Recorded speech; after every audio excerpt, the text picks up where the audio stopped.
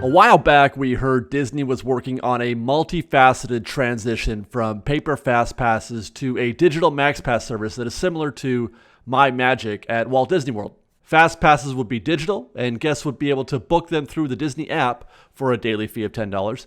And Disney would also provide free Wi-Fi in both Disneyland and DCA, a service that as yet had been unavailable. And now, as of June 21st, Phase 1 of the process is live and in effect as Disney rolled out their new digital FastPass service. We talked about this briefly last week, but had only limited information to go on. But Fresh Baked was able to give the system a thorough testing over the weekend and have some pros and cons and a bit of how-to. First, the how-to. As mentioned, only the digital portion of this system is in place.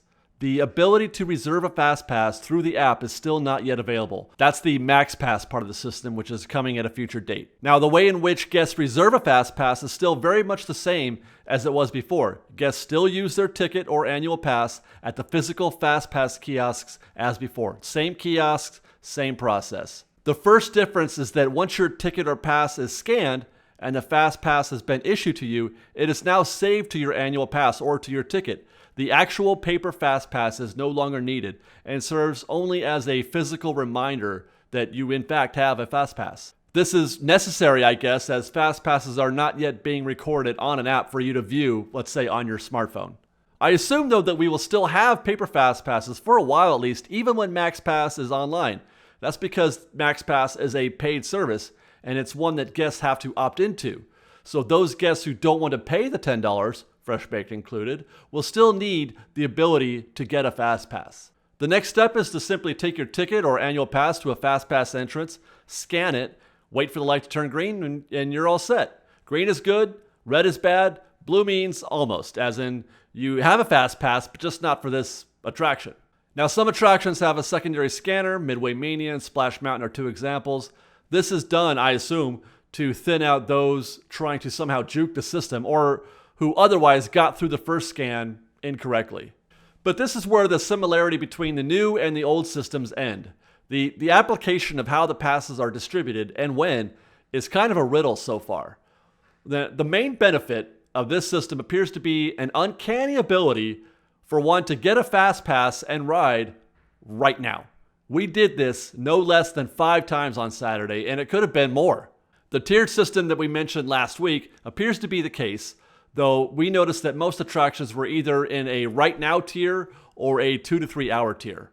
In many cases, you can get a fast pass, ride right now, then ride again, and again, and again. All the while, guests are standing by for 40 or 50 minutes. We observed this on multiple occasions on Saturday, most notably at Midway Mania, where we rode instantly as we watched the queue swell to almost an hour. So if you're paying attention, if you're a savvy guest, you can definitely take advantage of this system.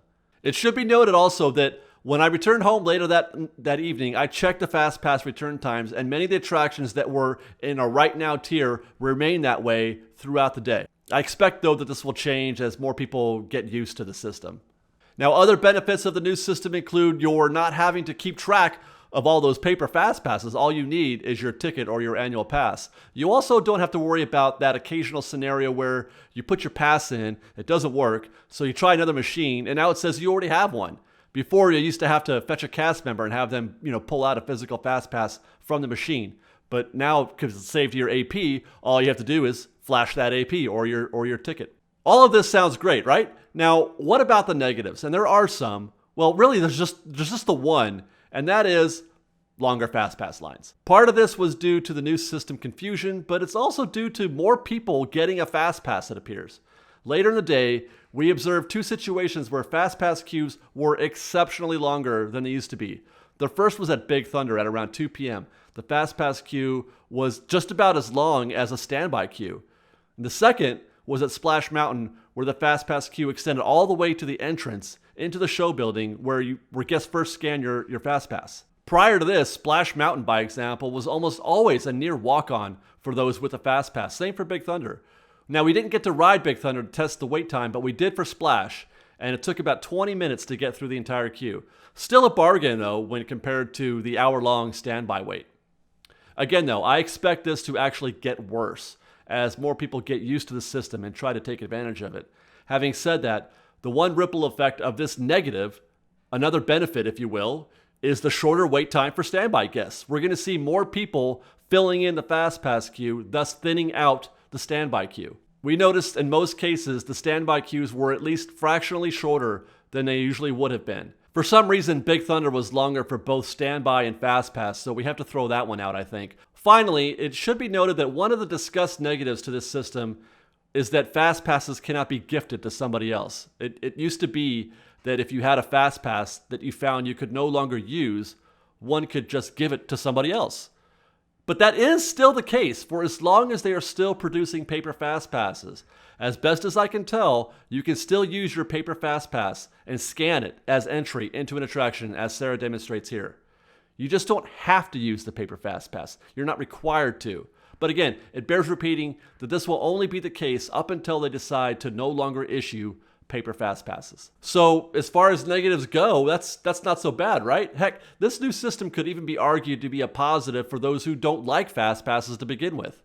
Stay tuned, by the way, for a little commentary on this topic vis-a-vis the recent inclusion of Matterhorn into the FastPass system. So let's summarize with these tips. Number 1, do not forget to take advantage of FastPass. Even if you're not a fan of it, use it. Number 2, always check the boards to compare FastPass return times to standby wait times. Never assume. Per the example mentioned previously for Midway Mania, FastPass was for right now, but the standby queue was still full of people for some reason. Number 3, there is no minimum cooling off period, so if you want to ride Midway Mania 4 times in a row on a FastPass, you go right ahead.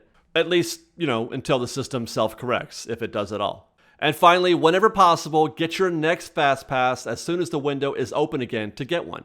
That is, let's say you have a FastPass for Splash Mountain at 1:30.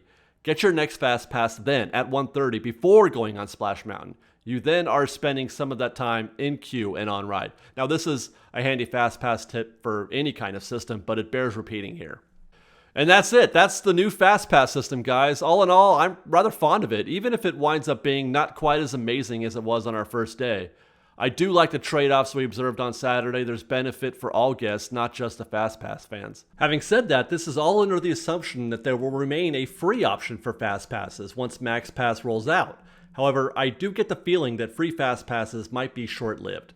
For one, Disney is the only park that even offers them. All other parks offer only paid services that are similar to this. Secondly, we're already being tested for the viability of a paid service with the upcoming MaxPass. If it performs well, you can bet the service will be plussed, both with features and in cost. And thirdly, one can observe that if this instant ride feature of the new system is a permanent one and is available only if you pay for it, well, it's just a matter of time before everyone will be more than willing to do so. Right or wrong, it is the way of things. But we want to hear your opinions too, guys. Let us know your thoughts in the comments below. Is there anything about the new system you don't understand or don't like? We're here to help. And until next time, fresh baked!